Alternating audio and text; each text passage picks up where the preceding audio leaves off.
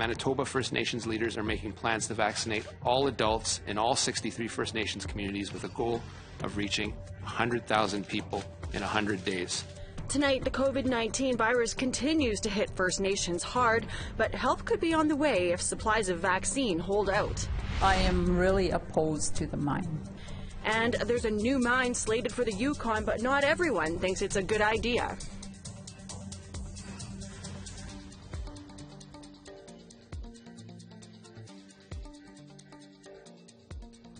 Good evening. Welcome to APTN National News. I'm Melissa Ridgen. The federal government says immunizations are going well in Indigenous communities with high vaccine uptakes. However, First Nations in Manitoba continue to be hit hard by the second wave of COVID. And with a possible third wave looming, military assistance is underway to bolster vaccinations further. Jamie Pashagumskum reports. Kwekwe, Tanse, Unusakut, bonjour and hello. Our focus is clear. This is a race to administer the last vaccine. Indigenous Services Minister Mark Miller first delivered the bad news. There are over 1,000 active cases of COVID-19 on First Nations. Then came the good. More than 50% of the population on Indigenous territory has been vaccinated. This is in part thanks to the military's Operation Vector, which Miller says is only getting started. This operation will accelerate the pace of immunization in the province. Manitoba First Nations leaders are making plans to vaccinate all adults in all 63 First Nations communities with a goal of reaching 100,000 people in 100 days.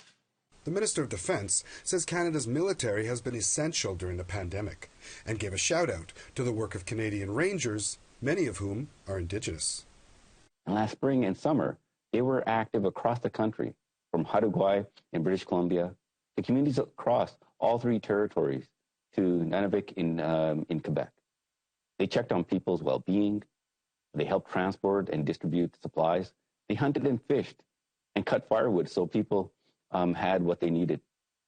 Canada's top military commander says Operation Vector will deploy military vehicles on the ground and aircraft to assist in transportation of patients to hospitals if needed.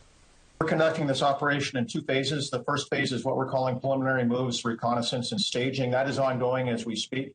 The second phase is the actual execution of the vaccine campaign. That is scheduled to start not before the 29th of March. AIR adds the vaccination campaign could last until the end of June. Jamie Pashagumskum, APTN National News, Ottawa. Meanwhile, former Prime Minister and Indian Affairs Minister Jean Chrétien has received his COVID-19 vaccine. Ottawa Mayor Jim Watson tweeted out this picture of Chrétien rolling up his sleeve and receiving the vaccine at City Hall. Watson thanked Chrétien for allowing Canadians to share this moment with him. Chrétien is 87 years old. Well, a long-awaited consultation report looking at a possible natural gas pipeline in Quebec was made public today. It found the GNL Quebec project presents more risks than benefits, something advocates have said since the project idea came to light almost 7 years ago. Here's Lindsay Richardson with more. Time is ticking before the province renders its official decision on the $9 billion natural gas pipeline known as GNL Quebec. Its potential exports overseas may help the province recover from the hard times of the pandemic. Except for months, environmentalists, opposition governments, and First Nations leaders have insisted that approving the project could trigger the beginning of Quebec's personal pipeline crisis. Sous cette forme, le gaz naturel est non toxique. The GNL Quebec project breaks down into three parts. A nearly 800-kilometer gas pipeline would run from Ontario to the Saguenay region, where there are plans to build a gas liquefaction plant. Then, using a new shipping terminal, the product would be exported to international markets like Europe and Asia. Project heads insist gas energy is clean. Greenpeace says it could wipe out plants and animals. Donc, ce projet-là est incompatible avec la lutte contre les changements climatiques, avec la protection des belugas. Il faut se tourner plutôt vers les énergies renouvelables, vers une utilisation intelligente du territoire, une autonomie alimentaire, créer davantage de parcs, de l'écotourisme, donc de faire un développement en harmonie avec la nature et non pas qui irait en opposition comme ce projet-là propose de le faire. The project isn't winning any popularity points at the Quebec National Assembly. The ensemble of provincial opposition parties oppose it. And on Wednesday, a final consultation report looking specifically at the processing plant found the plan is causing a social divide. And with at least 8 communities near the pipeline's path, First Nations also feel the pressure. Les projets gazoducs, là, c'est tous des projets de fossiles, là. C'est comme le charbon là, qui n'est presque plus là, là. Il y a 1% de production au Canada de charbon. C'est quasiment comme disparu. Là. L'Amérique, toute l'Amérique se tourne vers des projets énergie verte propre. Là. 3 Innu communities, Mastoyats, Esapit, and Pessamit, are concerned about seaway damage. The nearby Atikamek communities were waiting for the consultation report before taking a stand. But as the approval process wears on, GNL's support base is shrinking. A recent poll shows that more than half of the Quebec population now opposes the GNL project, and an online petition has amassed more than 121,000 signatures. There's concern that approving the pipeline will hold up the global transition to green energies. Quebec, meanwhile, says it's on the pipeline company to prove that won't be the case. Lindsay Richardson, APTN National News, Montreal. Thanks for that, Lindsay. Well, some members of the Kaska Nation in the Yukon are speaking out against a proposed mine on their traditional territory, while the mining company says it will do the work to ensure the environment and women working there are protected. Kaska isn't convinced. Here's Sarah Connors with that story. This is an exploration camp for a potential mine in southeastern Yukon. The Kutsikaya is an open-pit mineral mine proposed by BMC Minerals and falls within the traditional Kaska territories of Liard First Nation and Ross River Dene Council. The mine is currently in the permitting phase and, if approved, could be in operation by 2023. I am really opposed to the mine.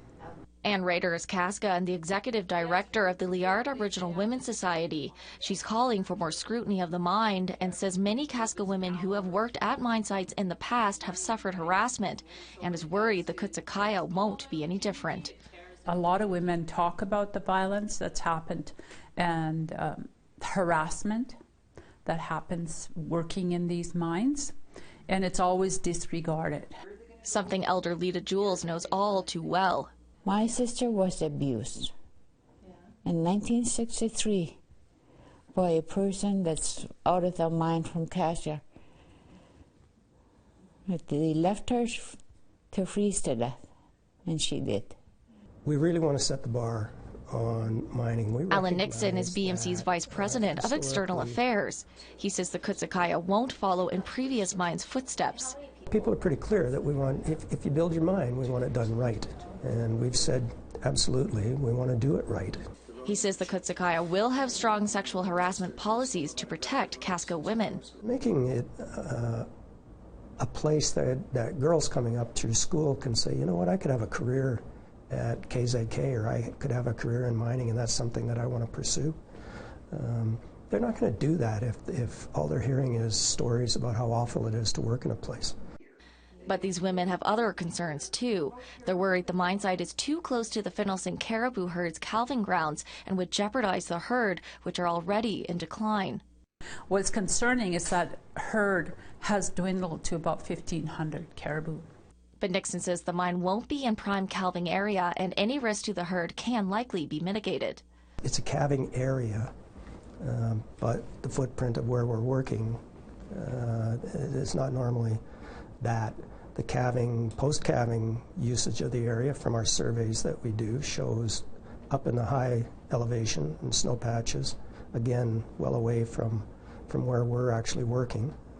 The women are also concerned that the Kaska will be the ones left to clean up the mine's mess, like the Kantong mine near the Yukon and Northwest Territories southern border that went bankrupt in 2015, leaving the cost of cleanup to taxpayers. There's an old mining site there. The garbage is still there. We asked that someone clean it up. That was years ago. It's still there. But Nixon says they have a strong reclamation policy and that it will provide long-term jobs for the community. We will start reclaiming the day after we start construction, basically. Everything we do is designed to do that reclamation as we go forward. BMC is now waiting on a screening report from the Yukon Environmental and Socio-Economic Assessment Board. That report needs to be approved by the federal government before BMC can proceed getting more permits. The decision should happen in May. As for these Casca women, they say they're not backing down. We have to define our own environmental measures and where do we want to set the bar, right? Sarah Connors, APTN National News, Watson Lake. We want to hear what you think. How do you feel about the Casca women fighting against a mining company? We can share your thoughts with us. You can send us your emails to news@aptn.ca. You can leave a comment on aptnnews.ca. You can also find us on Facebook, Twitter, Instagram, YouTube, and now TikTok. You can follow APTN News to join the conversation and see our latest stories. Charges have been laid in the death of a 3-year-old boy from Little Grand Rapids in northern Manitoba. RCMP have been investigating since 2018 when an unresponsive toddler was brought to the community's nursing station. The 3-year-old later died. RCMP have charged 2 people in connection with the death. Elena Flett, age 21, and Houston Bushy, age 24, were arrested on March 10th on charges of failing to provide the necessities of life. Flett and Bushy were the child's temporary guardians at the time of his death. Both have been released and are scheduled to appear in court in late April. Well, we need to take a quick break, but first, Haumiak, the largest Inuit arts center in the world, brand new here in Winnipeg. It's the talk of the town this week. Brittany Hobson got a sneak peek of the center, and she brings us this. After years of preparation, the day is finally here. The doors are open at Haumiak, the Winnipeg Art Gallery's Inuit Art Center. The center is home to the world's largest contemporary collection of Inuit art. The center is hosting a 2-day virtual celebration on Thursday and Friday, with doors officially open on Saturday to the public. When people come here, they can see thousands upon thousands of phenomenal Inuit art pieces, including this sealskin spacesuit. We talked with the director, curators, and those involved with making this monumental event a success. That's coming up this week on APTN National News.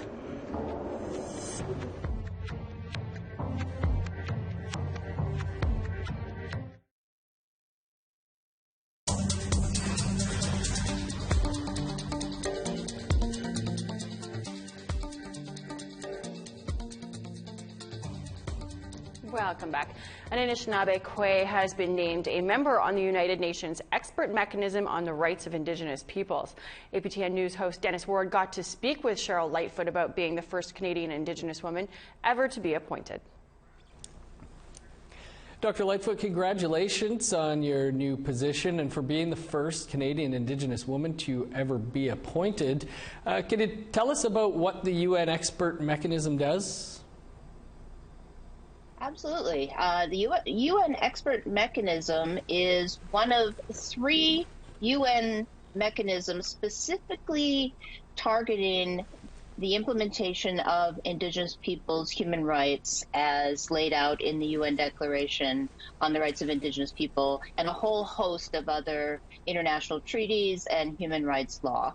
So the expert mechanism specifically helps countries, nation states, move from principles into practices and tries to offer some technical advice and assistance and dialogues along the way to help societies get there. And so what will be your new role and your priorities? I will be I will be appointed May 1st as the North American representative. There are 7 experts on the full mechanism, 1 from each of the geographic regions. And so while my role will be coming from North America, it will also take a global lens and help and assist in any way with Indigenous rights implementation around the world. My priorities in this year, especially coming out of the pandemic, I see three important steps that need to proceed. And some of this is based on earlier work that the United Nations mechanisms have undertaken. And next year will be the International Decade on Indigenous Languages. And so that has to be a key priority for all of us moving forward, especially coming out of the pandemic, where we've had such tragic loss of elders and knowledge keepers and language speakers, and also lack of contact between younger folks and older folks in order to transmit language and knowledge. So I think we have to place clear vision on that as the road ahead. And then there's just more work to do in terms of transitioning the articles of the UN Declaration into law and legislation and policy in all the countries of the world. So these are my top priorities. You mentioned the pandemic. How will working during a global pandemic affect your work? Well, that remains to be seen, quite honestly. The meeting in Geneva normally happens in July, and it's typically a large international meeting of MRIP. Other UN meetings have had to go virtual in the last year, so we will just have to wait and see what the global situation is come July. We know you're a 3-time residential school survivor. How has that influenced the work you do? I'm a third-generation intergenerational survivor. So both my parents' generation, grandparents, and my great-grandparents' generation spent time in residential schools. And I see this as being an important corrective, as it were, to some of those experiences that we have all experienced in Indigenous communities. I see this as an important step forward, both for my family, my home communities, and of course for Indigenous peoples everywhere, that we can transition ourselves from a place of such pain and a history of such marginalization into working at the highest levels of international society in order to bring back positive change for our peoples on the grassroots level. Dr. Lightfoot, we'll have to leave it there, but again, our congrats and good luck moving forward. Thank you very much. Congrats indeed. Well, it is time for us to take another break, but here's something that we're working on for you. I'm Charlotte Moritz-Jacobs. It's an often dark topic being brought out to the light. They're going to start asking questions. We'll see how Indigenous healing facilitators have been making a big impact in small communities. I'm proud of myself being here, listening to this workshop. I can take something home with me. And hear from elders in Fort Resolution, Northwest Territories. Let them know that they're loved and they're cared for and they're important people. On why they are taking wellness workshops to end stigma around mental health. That story coming up soon on APTN National News.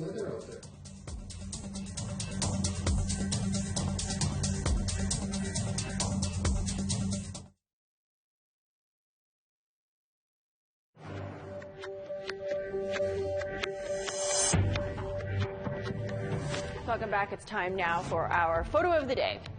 Janice Gladish sent us this photo of her children on Burnaby Mountain near Burnaby, British Columbia. Clearly enjoying the spring weather that's being felt there. What are you enjoying where you live? You can send us a photo to share at aptn.ca. Maybe your photo will be our next photo of the day. Now let's take a look at tomorrow's weather forecast. Over to the East Coast, we got 13 in Cloudford, Fredericton, rain, and 11 for Halifax. Happy Valley, Goose Bay, 6 degrees and some showers there. Kuujjuaq minus 19 with some cloud. Chibougamau 8 and showers expected 20 and rain from Montreal.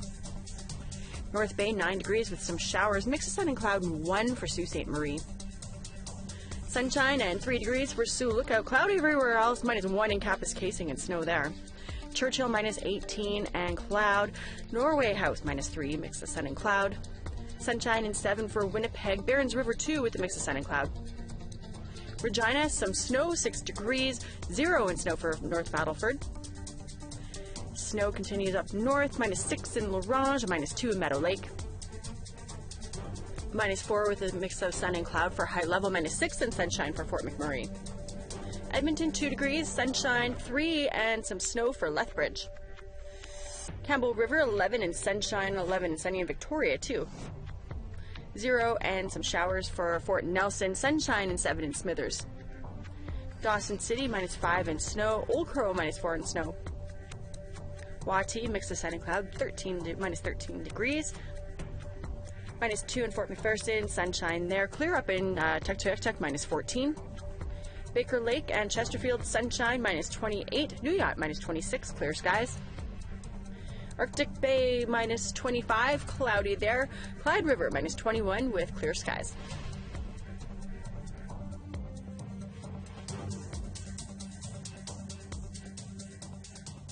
Well, it was the sandwich seen around Indian Country's social media network, a giant bologna sub stuffed with crushed potato chips. That's just one of the mouth-watering creations served up at a new sub shop on Enoch Cree Nation near Edmonton.